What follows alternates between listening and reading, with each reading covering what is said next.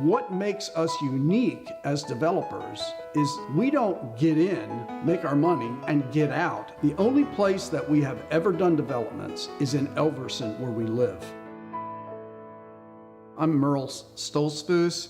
I am the oldest of two brothers. My name is David Stoltzfus. I am in business with my brother Merle. We're partners. We own Stoltzfus Enterprises, which is a building company, a real estate company, a development company.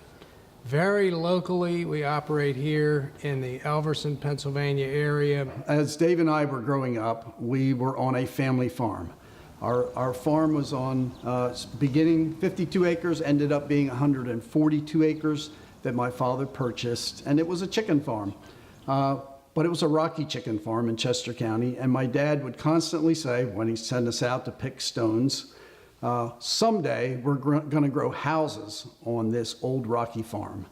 And so we grew up understanding that at some point our farm would probably be a community of homes and people.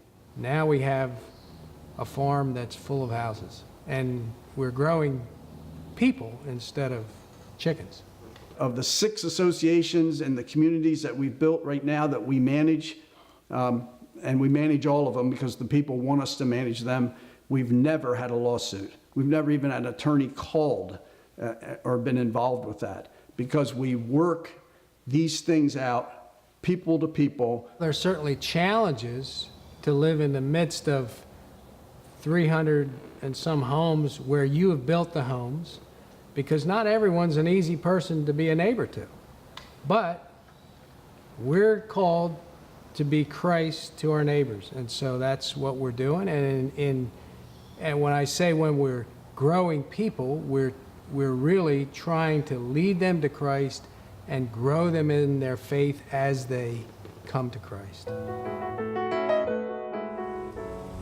The Bible is my owner's manual. So I want to read my owner's manual to make sure that I get it right. And I do that every day. I can't imagine beginning to get into my calling without going to my caller first and get his instruction about how he wants me to conduct my day. My father was the biggest influence in helping me think of my life work as a calling. And he had the privilege of being employed by R.G. LeTourneau. R.G. LeTourneau certainly understood that business is a calling, just like the ministry.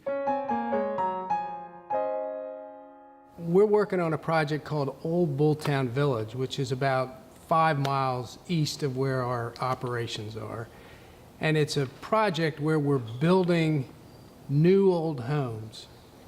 We're taking the old look and bringing the new into it so that you don't have all the issues with old homes, but the character of the old homes is brought into it.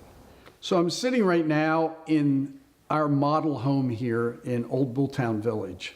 We won't build any 2 houses the same in Bolton, and this is where my brother's good. I mean, he's done this kind of construction in Chester County for 30 years. When it comes to designing homes at Bolton, I feel like it is really, for me, it's kind of a little bit of artwork. As I pray and in the morning and during the day and remain close to Christ, I am fully convinced He is the one that brings that creativity to me to be able to produce the designs I do. And it is historically and architecturally accurate to what the Revolutionary War time period. There's a verse, Colossians 3:23, which says, "Whatsoever you do, do it heartily as unto the Lord and not unto men." So if I'm working for the Lord, it's a whole lot different than I'm working for a man, and I want to strive for perfection in that way. We're in development and construction. Anybody that in our business and in 2008 knows how difficult development and construction became. At Old Bolton Village, where we had, a number of customers already there, bought into the project and the vision that we had, we could have kind of changed our direction, which would have radically affected them. We decided not to because we wanted to carry on what we said was going to happen from the beginning. So that is an expensive decision to make. Our lender came to us and said, you need to move property here. You can't just be sitting on this.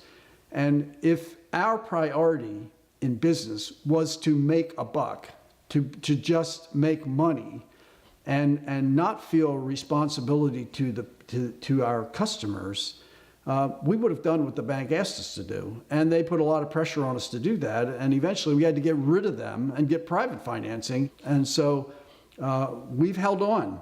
And the Lord has helped us through that. Because it's a battle out there. But when push comes to shove, I know God's got a hold of me. And my faith is firm in Him. It's not relying on me.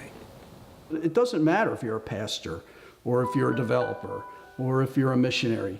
God gives joy, and He gives eternal significance in what we're doing when we understand that we are His. Psalm 127 says, "Unless the Lord builds the house, they labor in vain who build it." So that's a verse that we're constantly looking at. And God is in the business of not building houses, but building people. So we're wanting to build houses and get into people's lives to bring them to Christ.